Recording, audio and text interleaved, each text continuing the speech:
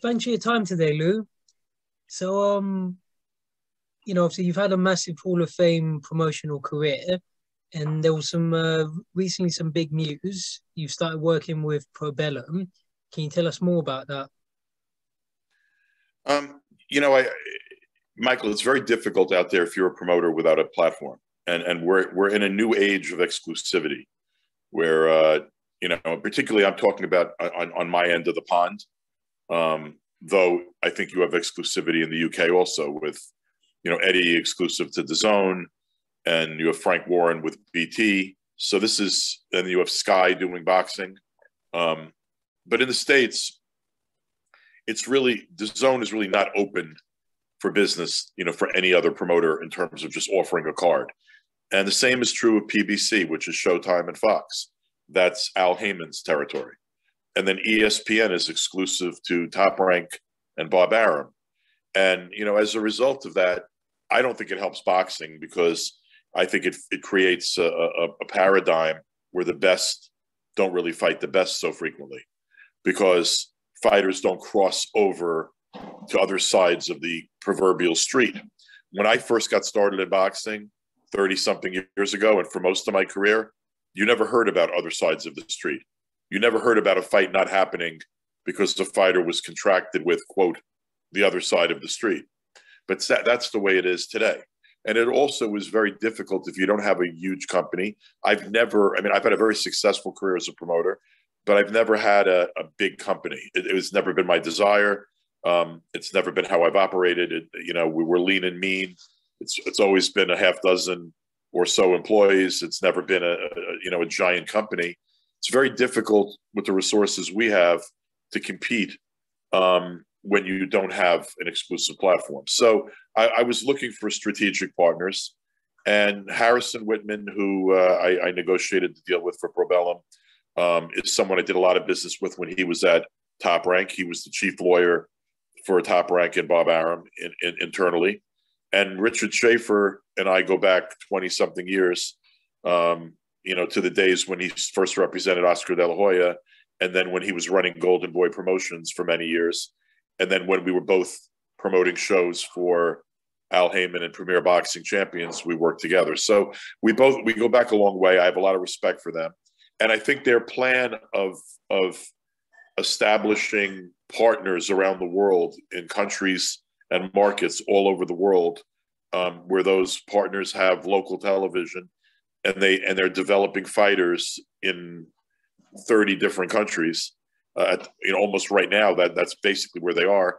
I think that's a really interesting strategy, creating like an international sort of syndication and having the reach of your promotional company go to almost every continent. So, I think that they're a good partner for me. We're announcing, you probably are seeing the announcements today. It was announced that we're co-promoting Bakadir Jalalov, the Olympic gold medalist, super heavyweight gold medalist. A few days ago, it came out that we're co-promoting Hannah Gabriels. Hannah's one of the great women fighters in the world. She's a light heavyweight / heavyweight champion. Right now, she's had a tremendous career. She's from Costa Rica. Costa Rica is a market where Probellum has a strategic partner doing shows in Costa Rica. So it's sort of a natural kind of partnership for Hannah. We announced Charles Conwell. Charles is on the cusp of, in my mind, competing for a world championship. He's number 5 in the world. He's undefeated. He was a U.S. Olympian. But at this stage of his career, he expects to get paid top dollar, and he needs the greatest opportunities. And a partnership with Probellum, I think, will help me get him those opportunities. So, I believe in what Probellum is doing strategically, and they make sense as a co-promoter for a number of my fighters. I wouldn't co-promote. Not all of my fighters are being co-promoted by Probellum. It's a select group, but it's fighters that I really believe that they will be able to help advance. And I think that all the deals I'm doing with Probellum are good for the fighters involved. That's an excellent answer, very detailed. For me, one of the problems with boxers, if you look at football, or soccer as you guys call it, in the UK, football's on TV. I call it football too, but I'm a football fan. But Nice then again, one. I also call the NFL football. I call a lot of things football, but I do call soccer football also. But go ahead. That's right. With football here, it's on TV constantly. I mean, you see it on Twitter, it's trending every other day. So you're seeing these athletes play constantly, so you know who they are. And over a length of time, at the end of the season, ultimately the best play the best. The problem in boxing is constantly behind a paywall. So a lot of these fighters, most people, a lot of like the mainstream public. 100% true, Michael. 100% true. And particularly, you know, the fighters that are fighting behind paywalls, they're even less well known. You know, even if hardcore fans are subscribing to DAZN or have ESPN Plus, you need to fight in front of free eyes, because that's how the most exposure is attained. And where a lot of fighters are only fighting behind either pay-per-view paywalls or subscription paywalls. I guess there's more exposure for a subscription paywall theoretically than a pay-per-view one, but it's not a way to grow a fan base. It's not a way to grow popularity. It's not a way to grow star power. And in the United States right now, the majority of world champions could walk through New York's Times Square in midday, you know, at lunch hour with the streets packed, and the majority of our champions would go largely unrecognized. Yes. And some of them would go totally unrecognized if they were in street clothes. So, you know, boxers don't have the star power, the transcendent pop culture value that they once had. When I was a kid, Sugar Ray Leonard would get mobbed walking down a street, or Muhammad Ali would get mobbed walking down a street, or even in the 90s, and which is, you know, still 30 years ago, but closer to where, well, you might not even have been alive. I don't know how old you are, but you strike me that, what are you about 30? How old are you? 31. Right, well, I was a good guess. So, Yeah. so you were a toddler in the 90s when I was running HBO boxing. Back then, the fighters, Lennox Lewis's and the Mike Tysons, and they were more pop culture figures also. They were well known across the board to sports fans that weren't primarily combat sports fans. And that's not really the case anymore, because, and here's the other problem, you know, you alluded to it. The fact that fighters are fighting behind the paywall, the general public, the casual boxing fan, and in the United States, Great Britain has more hardcore boxing fans than America does, no question. Like, you have a bigger fan base for boxing in the UK than we do, you know, in the US. But the casual sports fans in the US, they don't even know what the big fights are, because a lot of when boxing fans are talking about, I want to see Charlo Castano, or I want to see, you know, Andrade against Charlo, the casual sports fan has no fucking idea who those people are. So it's, you know, 30 years ago, even 25 years ago, 20 years ago, the casual boxing fan would at least know what big fights he wanted to see. Right now, big fights are defined in the United States by the couple of 100,000 hardcore boxing fans that remain. We need to grow our fan base, you know, and even in Europe and the UK, where more boxing is going to pay-per-view, where more boxing is going behind paywalls, we're going to continue to marginalize our product. We're going to continue to contract our fan base, because pay-per-view doesn't grow a fan base. It just doesn't. Okay. I've got another question. I don't know if people sort of take this into account. I can't see your jersey, but is that a Man United jersey? Yeah, what? It's Man United. Yeah, Man United. Okay. Yeah, I could see, without any logos, like just seeing the red, I assumed. But could you imagine, by the way, imagine if Man City never played Man United because they had contracts with different television companies? You couldn't imagine that. Well, exactly. And you couldn't imagine the San Francisco 49ers never playing the Kansas City Chiefs in American football because they had different television contracts. So when boxers run around going, well, I really would like to fight him, but he's on the other side of the street, fuck the other side of the street. Because the other side of the street is keeping our sport down. It's contracting our fan base.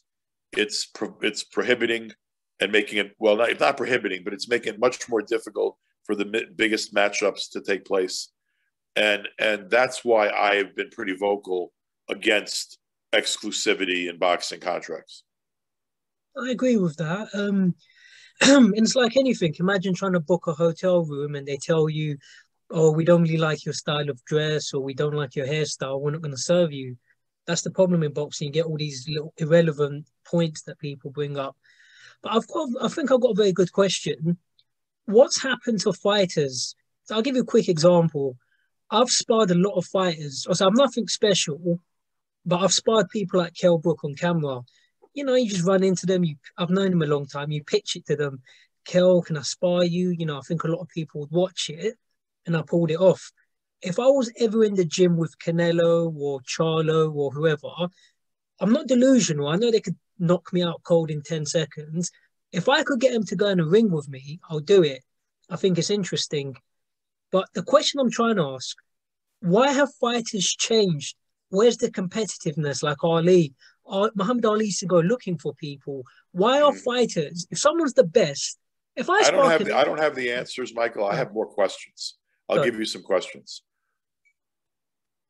Fighters, there were years in which Sugar Ray Robinson fought multiple times in a month.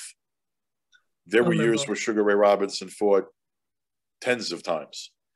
Why is a fighter considered busy now when he fights twice a year? Why are there so many big name fighters that fight once a year? Why is it so difficult seemingly to make competitive matchups? I think that the business aspects of boxing have overtaken the competitiveness and the sport.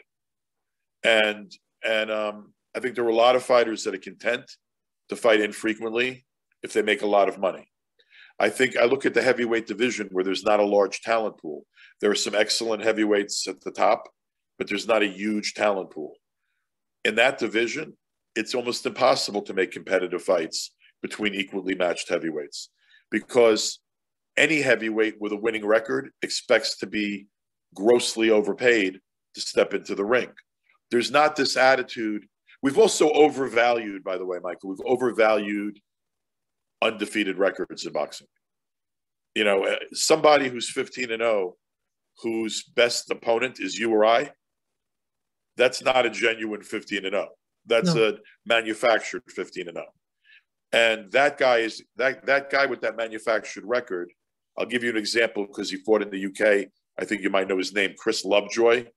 Had like a 19-0 record and was wiped out in the first real fight he had. You can manufacture a record.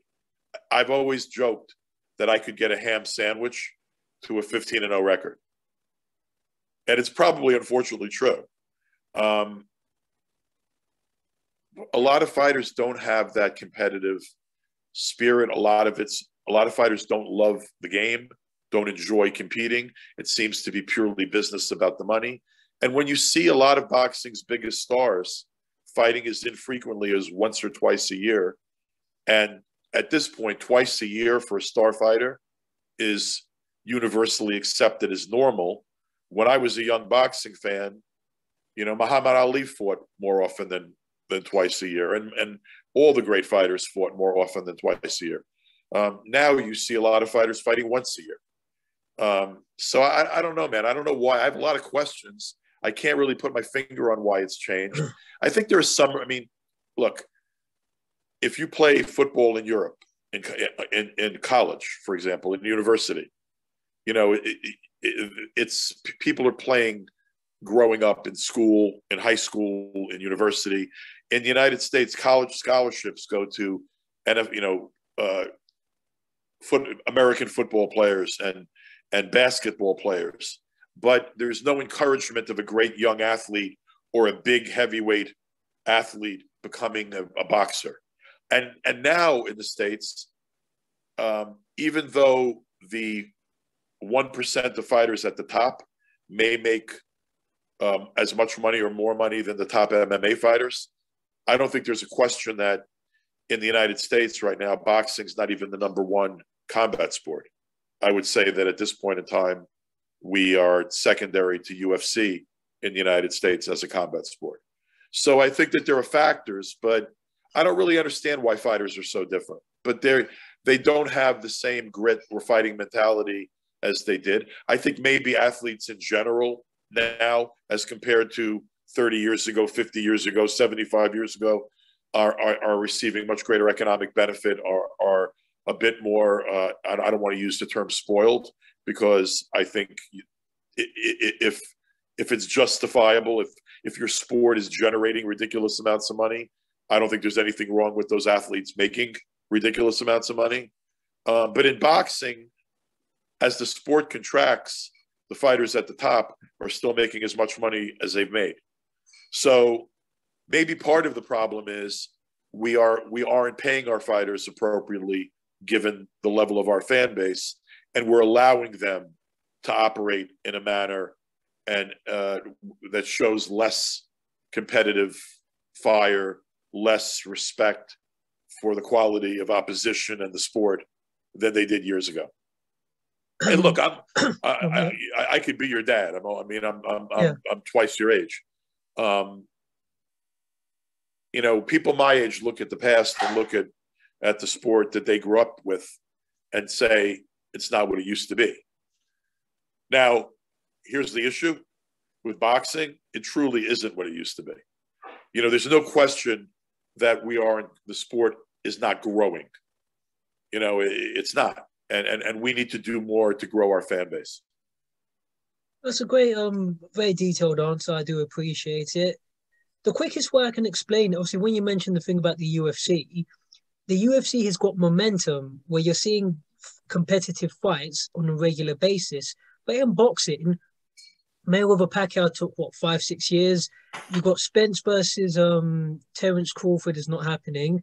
I met Terence Crawford recently, but you know, again, they fob you off. You try and talk to them, but you know what? Any boxer who slags off their fans, fuck them. Yeah. Because they're missing an opportunity too. Boxers need more recognition. Boxers should be grateful for the attention they're getting. We're not a sport, like I said, where a fighter is mobbed walking down the street. Look, I mean, Terence is a great fighter. I mean, one of the best in the world. Is certainly a top pound for pound guy. He suffers from the same issue a lot of top fighters suffer from: a lack of general crossover fan appeal, not having a huge audience of casual boxing fans that want to see them fight. You know, the hardcore boxing fan, every single one knows Bud Crawford. Your friend who's a football fan but barely watches boxing, maybe watches an AJ or a Tyson Fury fight, that friend of yours probably doesn't know Bud Crawford. No, yeah. No, you're right. A quick question on this subject. Maybe you've covered it already today, but one of the biggest problems in boxing, this whole emphasis on the undefeated record. Look, I've sparred however many professional boxers. I've never been knocked out. I've never, because no one's trying to knock me out, and I've never lost a professional fight because I've never had a professional fight. So this whole thing about undefeated record, yeah, but all of them lost. Muhammad Ali lost. Rocky Marciano lost as an amateur.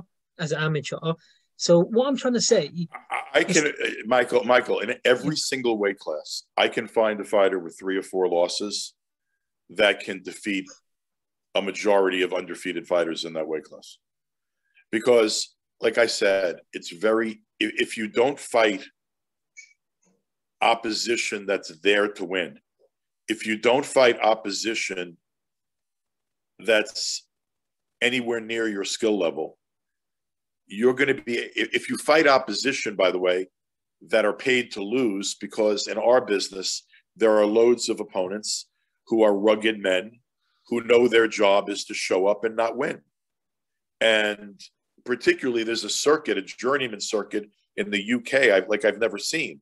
There are fighters in the UK that have lost 20, 30 fights in a row, 40 fights in a row, or 30 out of 40 fights. Some of those guys shouldn't be fighting because they're at grave danger of their health and well-being. But other of those fighters are simply fighters that are rugged men, and their fights are similar to sparring sessions. They get out there, they fight in a manner that allows them to last, and they lose. But the promoter and the opponent and the manager of the opponent are happy because their agenda was to get their fighter a win. I don't pay a lot of television entities want undefeated records. I personally think the undefeated record is one of the most overrated metrics in the sport of boxing or in combat sports in general. In the UFC, they don't care if a fighter can be a world champion and be 15-5 because he's only fought the best and he's beaten and lost to the best. And you said something about UFC that I have to give Dana White and all those people at UFC credit for. If a boxing show has a couple of co-featured bouts and 8 undercard bouts, generally, you know who's going to win the majority of the undercard bouts. The deep undercards on boxing events tend to be total shit. Just a reality. They're not very good. Too often, our main events aren't good enough. Where, how often do you see a televised show in boxing where you pretty much know who's going to win the featured bouts? It's pretty common. Very often. In UFC, there's competitiveness deep on the cards.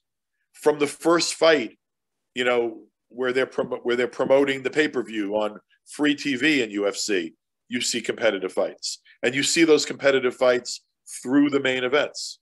And people that are hardcore UFC fans or even casual UFC fans order a UFC pay-per-view believing they're going to be entertained and see competitive fights. We need to have that mindset be more prevalent in boxing because our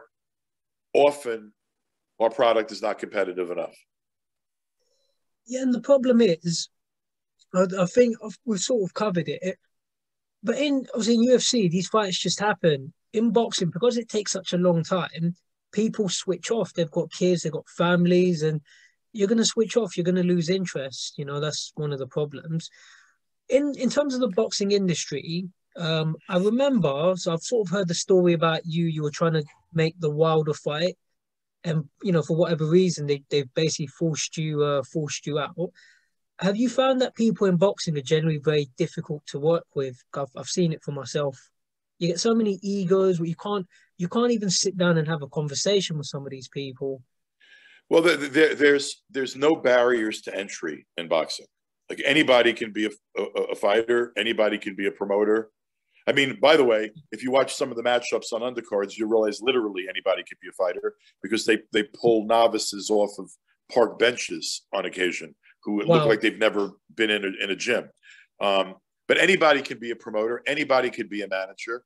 There are low barriers to entry. As a result of that, there's a higher percentage of fucking idiots. So yeah, I mean, I think that it is often difficult to make deals in boxing. That being said, I mean, guys like Bob Arum, Haymon, there are a lot of very smart people in boxing that I've never had a problem making deals with. The issue has to be also that both parties want to make the deal. When I tried to do something with Wilder and DAZN and Fury, part of the issue was not everybody at the table wanted to make the deal. Everybody has to want to make a deal. Sometimes things in boxing relate to the exclusivity. Deals don't get made specifically. You could try to make a deal, but if the one fighter has an ESPN platform and the other fighter has a DAZN platform, your chances of making that fight are more limited. So it is harder in some ways because, like we discussed earlier, in American football or in Premier League, you don't see exclusivity preventing matches from happening. That's boxing. And boxing, historically, it's not just now. It's not just today. It's not something new. boxing's always been its own worst enemy. Well, I don't want to make this the entire interview so negative. So I'll ask you one sort of last question on this topic. To me, obviously, people in boxing get away with far too much. Isn't it time the government step in, have legislation? Isn't it time we have one unifying body? Yeah, but here's the problem, Michael. You have you have Russia invading a free country, an independent nation right now. You have poverty. You have racism. You have issues that the government really has to pay attention to in countries all over the world.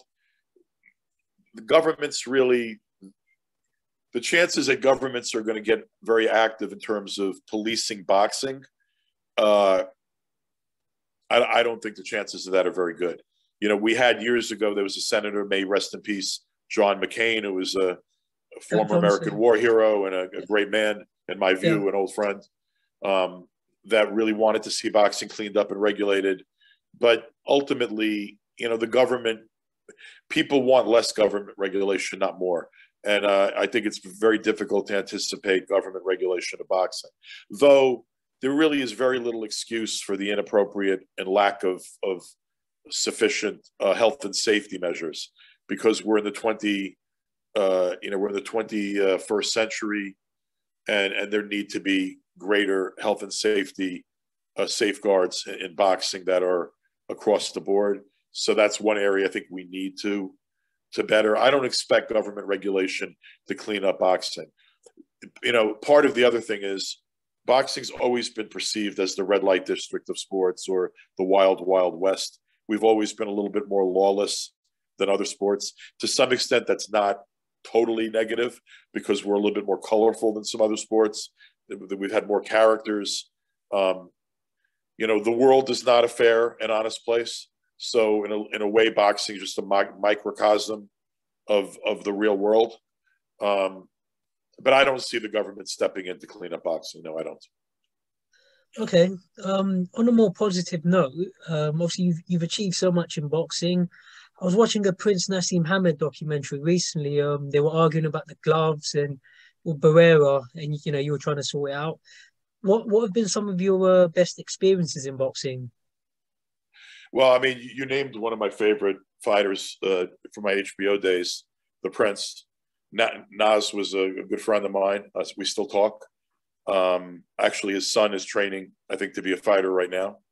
I don't know if he hasn't had his pro debut, he will soon. Look, when Naseem crossed over the pond and fought Kevin Kelly at Madison Square Garden, it was one of the most theatrical, fun nights of my career. His performance was unbelievable, and he energized a crowd at Madison Square Garden that had never seen anything like him before. That was a great memory. The fights between Arturo Gatti and Mickey Ward, which were like World War I, II, and III, those fights were sensational to watch. You know, I had an opportunity to work in an era of heavyweight boxing that had Tyson, Holyfield, Lennox Lewis, Riddick Bowe, Michael Moore, George Foreman. You know, the heavyweight boxing in the 90s, for example, was sensational. As a young fan, before I ever worked in boxing, you know, I grew up watching the Four Kings: Hagler, Hearns, Leonard, and Duran, all of whom fought each other. So, I mean, you know, and in terms on a personal level, I've traveled the world. I've been to over 50 countries. I've met kings and presidents and greatest athletes on the planet, and writers and artists. And because boxing, being as poetic and theatrical as it is, has fans in so many different realms, and particularly creative people like writers and painters, artists and actors and directors. And there are so many people in the arts that are boxing fans, that I've had the opportunity to meet so many amazing people through boxing. You know, Eddie makes the point that I'm a miserable bastard and I complain too much. And I don't think I'm a miserable bastard, but I may complain too much. I'm not gonna deny that. I think there's a lot to complain about. I love boxing. I want to see it better and bigger than it is right now. I'm not complaining out of a position of hate. I think we have too many bullshit artists trying to tell everybody everything is good when everything is not so good. and we have things we need to work on and fix. But I have a lot of gratitude for the experiences I've had in boxing. I have gratitude for the 33 years I've had in boxing and the people I've met through boxing, the great athletes I've been able to work for. And not only the great athletes, but opponents, 4-round opponents and 6-round opponents and 8-round opponents. People brought in as the B-side on fights who respected the sport and gave 110% and just wanted to be boxers, wanted to fight. It's a different breed of athlete who'll get into the ring and hit and be hit. It's a difficult way to earn a living, and you need that warrior spirit to compete, even if you're an opponent, even if you're a 4-round fighter, whether you're a man or a woman. So I respect every man and woman that walks through those ropes, particularly every man and woman that walks through those ropes with an intent on giving 100% and winning. I don't think that's every fighter, but I think it's a majority of them. And it's been an honor for me to work with them for 33 years. No, I can imagine. It sounds like an amazing career. So obviously when you talk about Hearn, the quickest way I can sum up Eddie Hearn, so I've known him a long time. I respect all people. I think he's great for boxing in some aspects, but then he's not good in other aspects. I would say his biggest weakness, the quickest way I can explain it, he'll take a C-level fight and he'll try to exaggerate. He'll try to tell you that this is an A-level. Okay, it's like Conor Okay, stop right there. Stop right there. He'll take a C-level fight and he'll try to tell you that it's an A-level fight and he'll try to elevate it. I guess what Eddie would say is, that's my job. That's probably what Eddie would say. And to some extent, that's what promoters have always done. There's, a promoter is a salesman. A promoter is a carnival barker. Eddie's greatest skill as a promoter is promoting Eddie. He's incredible at it. He's a great stealth promoter. He's great with a microphone. He's obviously a big, good-looking, wealthy guy, beautifully dressed, and makes a great appearance. But he's great with a microphone. And Eddie, that element of promoting that. P.T. Barnum, the famous circus, the Barnum and Bailey circus, P.T. Barnum was one of the great promoters in history. Eddie has that sort of carnival barker that makes something bigger, salesmanship kind of skill. And that's an element of promoting. And at that element of promoting, he's very, very, very good. And he's also very, very good at promoting himself, which is a skill, which is important. I would say that's a skill that Don King had, to a greater extent than just about everybody else, which is one of the reasons why, whatever you think of Don King, he's an eternal superstar. He's one of the great promoters in the history of boxing, because he had that ability to entertain people and to sell them. Don could sell a prostitute to a nun. You know what I mean?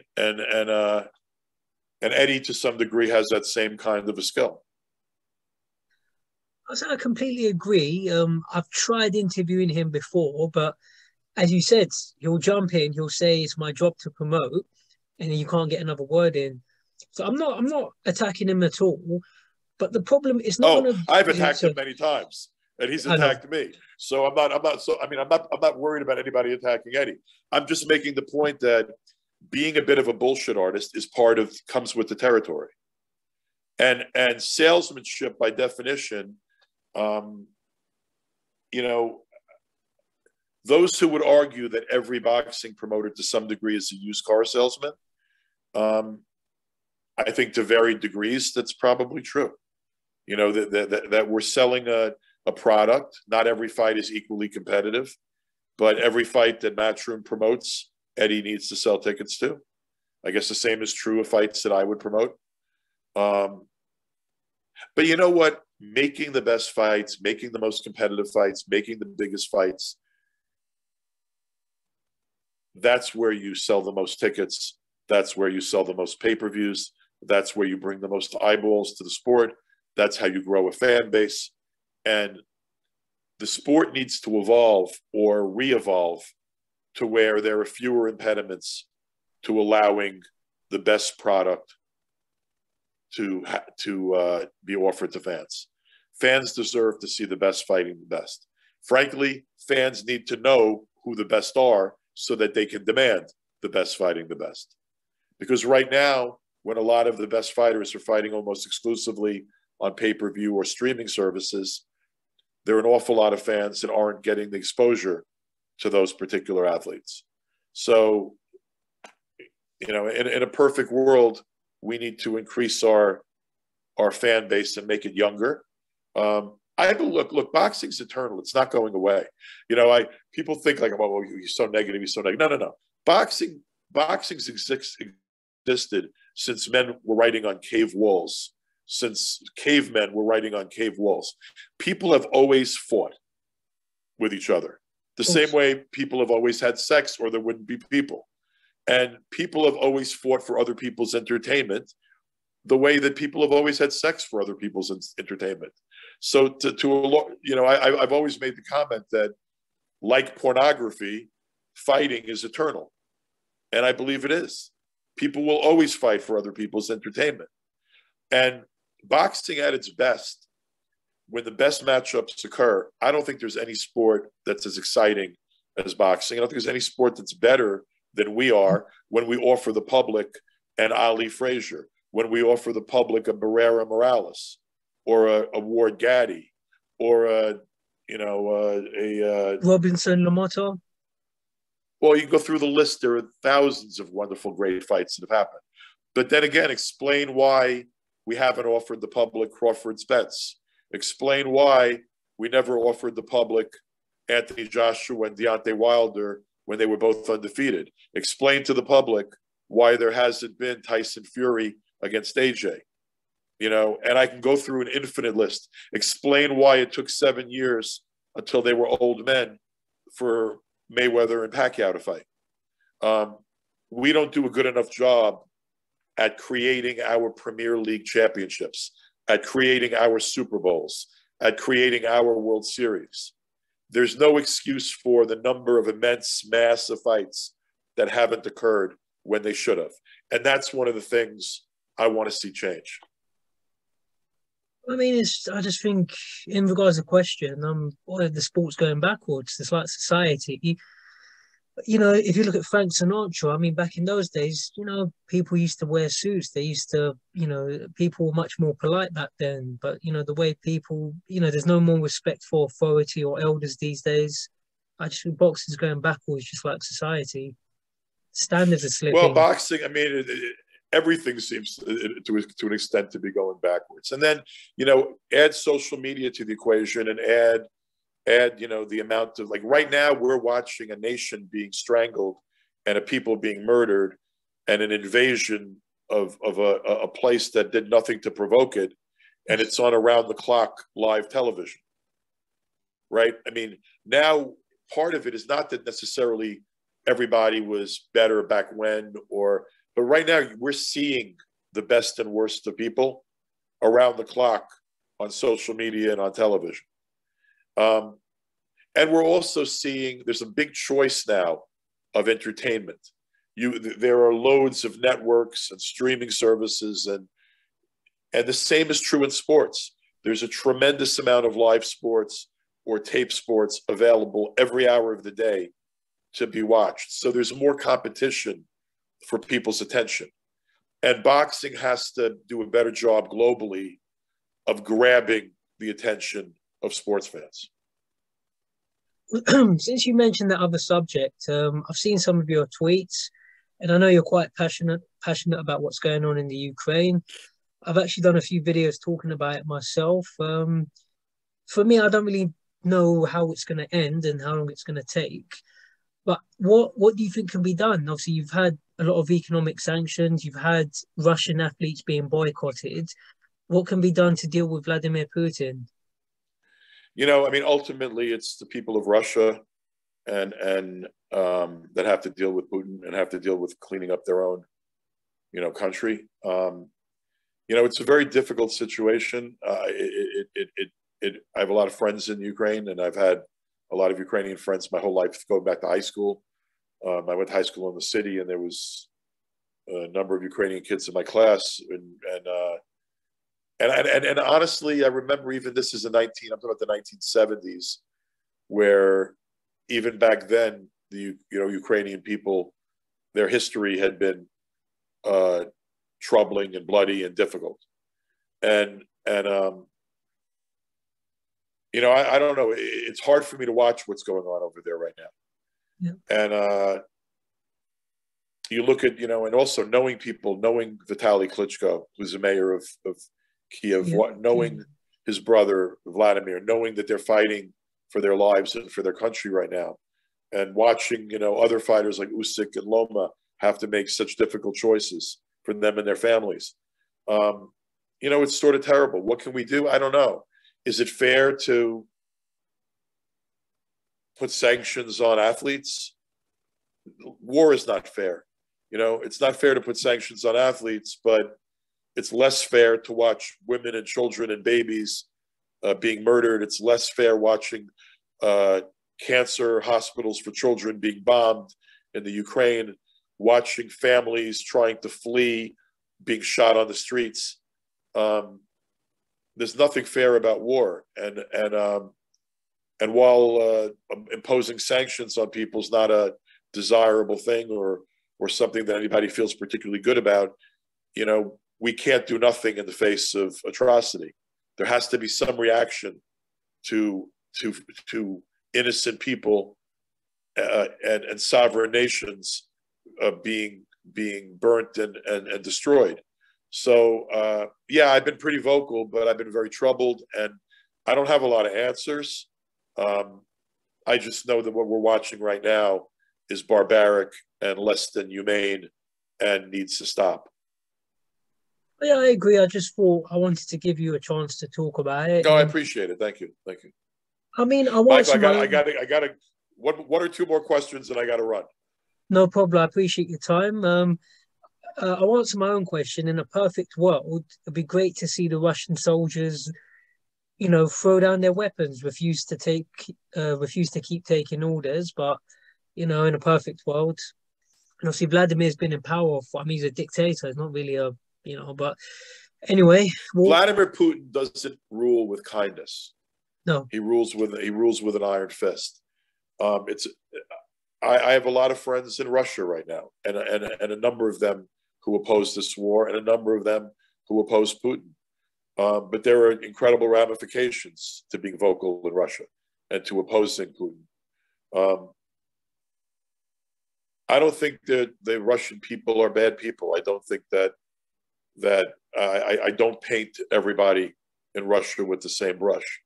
But right now they're being led by a madman who has no regard for the sovereignty of nations or the sanctity of human life, and he needs to be stopped.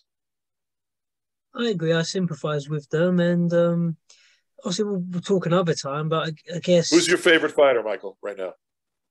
Probably say Canelo, because the willingness to fight people. Yeah, he's high on my list right now. Also, I think that right now, to a large extent, he's been carrying the sport on his back a little bit. But I am a big Canelo fan. I think he's right now the best fighter in the world. So we agree on that one. And what he's showing us, we'll talk another time, but a lot of these fighters, just fight people. I don't care if you lose. If you put me in with people, of course I'm gonna. There's nothing. I don't want to go into detail. It's unrealistic to expect people.